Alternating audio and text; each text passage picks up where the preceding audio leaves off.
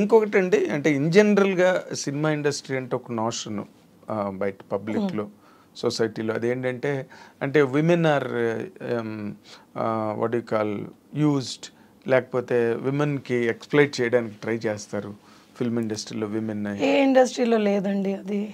So, people talk about film industry so much because, we are always in the limelight.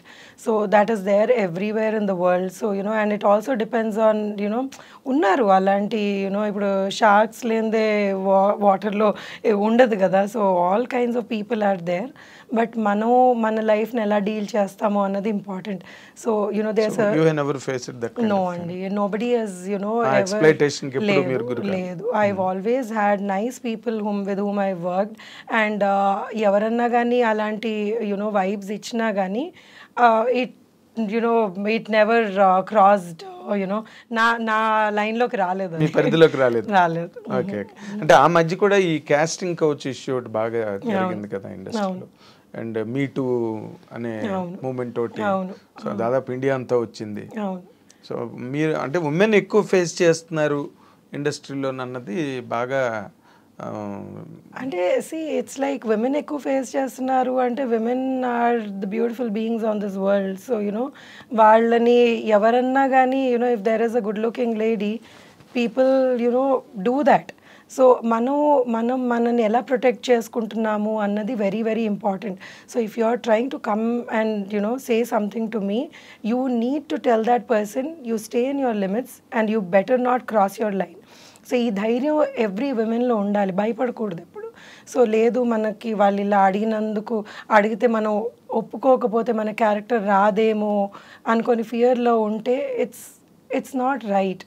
So you cannot do that. So ఆ ధైర్యం ఒక ఇండివిజువల్లో ఉండాలి అది. So you have to face that and get bold in life. అంటే career గురించి భయపడతారు. ఎందుకంటే కొంతమంది ఎలాంటి ప్లేసెస్ నుంచి వస్తారు అంటే ఇది కాకపోతే వాళ్ళకి వేరే లైఫ్ లేదు అన్న అంబిషన్తో వస్తారు.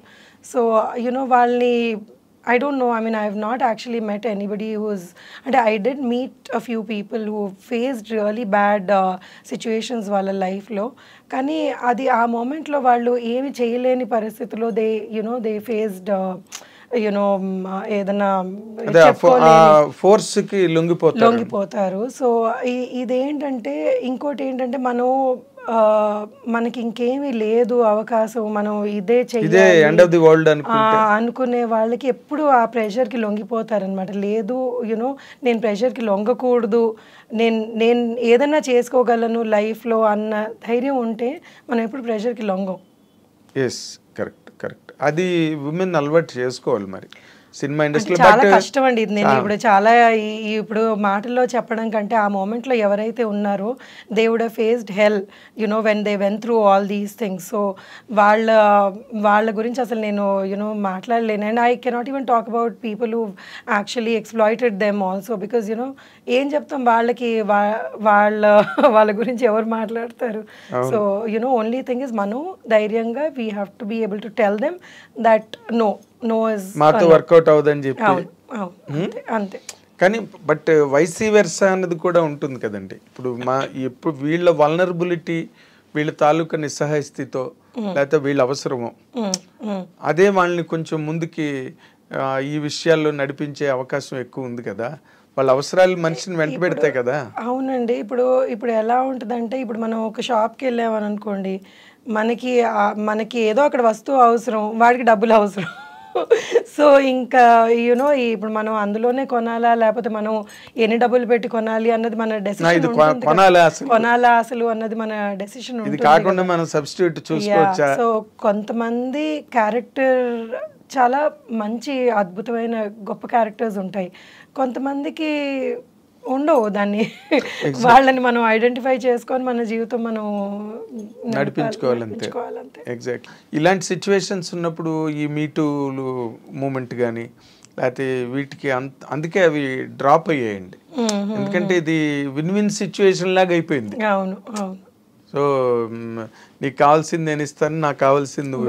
మీ టూ అయినప్పుడు నా దగ్గరికి ఎవరు వచ్చి ఒకసారి, అమ్మో మీ లేడీస్తో మాట్లాడితే భయం వేస్తుంది, మీరే మాట్లాడితే యునో ఎక్కడికో యునో ఇలా చేశారు నన్ను, అలా చేశారు నన్ను అనేస్తున్నారు అని.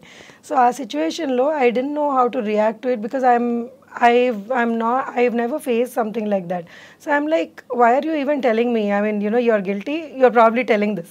So, you know, don't even come to me with something like this అని అనిపించింది నాకు. Exactly. అంటే ఇప్పుడు ఎవరు కవరప్ చేసుకునే అవసరం లేదండి ఎవరికన్నా కానీ. కవరప్ చేసుకుంటున్నారు అంటే you know what you are. Yes, exactly. అంటే మనం దాన్ని ఊరికే కవర్ చేసుకునే పరిస్థితి రాకూడదు. ఎప్పుడు వచ్చిందంటే యూఆర్ సమ్వేర్ యూఆర్ ఈల్డింగ్ అని అర్థం, అంతే కదా.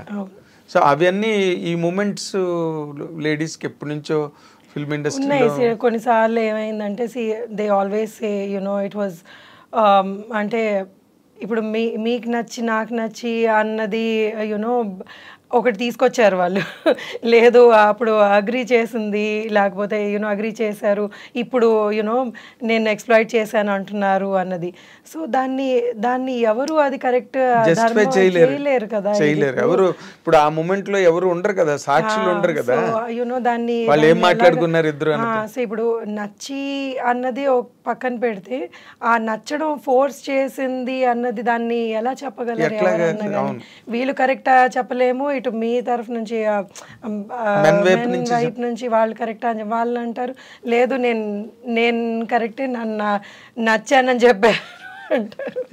సో ఇది ఎలా ఉందంటే వాళ్ళకి ఏంటంటే చెప్పలేదంటే మనకి యూనో ఈ రావేమో ముందుకెళ్ళమేమో అన్న అవకాశాలు పోతాయేమో చిన్న వాళ్ళకి యూనో వాళ్ళకి they want to live on this అన్నప్పుడు. సో చాలా డిఫికల్ట్ సిచ్యువేషన్ ఇన్ లైఫ్ అనమాట. చాలా అందరూ అంత స్ట్రాంగ్గా దాన్ని డీల్ చేయలేరు, because it's all related to prospects, career. So that is where నార్మల్గా చాలా మంది లొంగిపోవడం కానీ లేకపోతే లోబడిపోవడం కానీ అంతా ఇట్స్ ఎన్ అట్మాస్ఫియర్ కదండి. All people make the atmosphere, ఒకళ్ళ వల్ల అవ్వదు కదా. Absolutely. And cinema industry is so glamorous, ఇందులోకి అంటే ఎట్లాగైనా రావాలి అని అనుకునే వాళ్ళు ఎంతమంది ఉంటారు. అవును, ఎంతో మంది. అంటే ఈ సినిమా ఇండస్ట్రీ ఇలాంటిది అని మాట్లాడుకుంటారు కానీ ఆ సినిమా ఇండస్ట్రీలోకి రావాలి. So you know that is the the glamour of the industry. Exactly. అలాంటి గ్లామర్ ఇండస్ట్రీలో మీరు మామూలుగా నార్మల్ క్యారెక్టర్లు చేసుకుని ఒక పక్కన ఫ్యామిలీ, పిల్లలు, సంసారం, మళ్ళీ యువతల సినిమాలు, మీ ఎలా ఈ బ్యాలెన్స్ ఎట్లా మెయింటైన్ చేస్తున్నారు?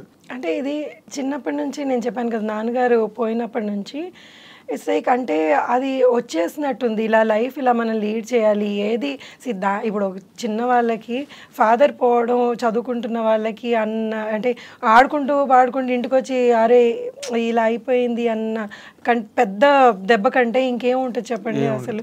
సో ఆ టైంలోనే వీ కుడ్ ఫేస్ దాట్. ఇంకేది వచ్చినా కానీ జస్ట్ అంతకన్నా పెద్దది కాదు కదా, పెద్దది ఏముంటుంది. లూజింగ్ ది పేరెంట్ కన్నా ఫాదర్ మీరు అన్నట్టుగా అంత చిన్న వయసులో ఆడుతూ పాడుతూ తిరిగే వయసులో ఏమీ తెలియదు, ఇంటికి వచ్చేటప్పటికి హి ఇస్ నాట్ దేర్ అంటే you can't even digest that fact. చాలా shock. And then we were very close. So my father was very close to us and మమ్మల్ని యూనో అమ్మ అని పిలిచి నాకు ఫాదర్కి ఎక్కువ క్లోజ్. సో హీ వాజ్ అంటే లేరు అనేటప్పటికి మాకు చాలా టైం పట్టింది, అసలు ఏంటి ఈజ్ నాట్ దేరా, వస్తారా మళ్ళీ అన్నట్టు. అంటే it was like very traumatic situation. So ఇంకా అంత ఫేస్ చేసి దాన్నే అంత స్ట్రాంగ్గా మేము హ్యాండిల్ చేసి today we are in this stage అంటే ఐఎమ్ నాట్ యునో సూపర్ స్టారో లేకపోతే నేను యునో పెద్ద వాళ్ళతో కంపేర్ చేసుకున్నాను కానీ but I'm very happy with how my career has panned out. So నాకు చాలా నాకు వచ్చిన సినిమాలు కానివ్వండి, Anand has given me life. So నేను చేసుకున్న సినిమాలు కానీ I'm very very happy. So నాకేవి మీకంటూ ఒక స్పెషల్ ఐడెంటిటీ వచ్చిందండి. అవును, ఎలాంటి క్యారెక్టర్లు అయితే సత్యకృష్ణ గారిని పెట్టుకోవచ్చు, ఎలాంటివి రాసుకోవచ్చు లేకపోతే అన్నది ఒక మీకు ఒక మార్క్ సెట్ అయింది. అంటే మీరు ఎన్ని సినిమాలు చేస్తున్నారు ఏడాదికి అవన్నీ పక్కన పెట్టండి కానీ చేసిన మట్టుకు యూఆర్ కంఫర్టబుల్ అని. అంటే మీరు బాగా బిజీగా ఉన్నట్టేనండి ఇప్పుడు? ఈ మధ్య కొంచెం మళ్ళీ బాగా బిజీగా ఉన్నానండి. అంటే కరోనా టైం తర్వాత యాక్చువల్లీ ఐ థింక్ అందరూ బిజీ అయ్యారు actually. So last year was lull, కానీ బట్ అంటే లాస్ట్ ఇయర్ వాజ్ గుడ్. ఆ ముందు సంవత్సరం వాజ్ కరోనా తర్వాత చాలా విపరీతంగా కంటెంట్ వచ్చేసి కొంచెం డల్ అయింది. బట్ లాస్ట్ ఇయర్, ఈ ఇయర్ కొంచెం మంచి సబ్జెక్ట్స్ వచ్చినాయి. అవునా? So yeah, I enjoy doing what ever characters I did.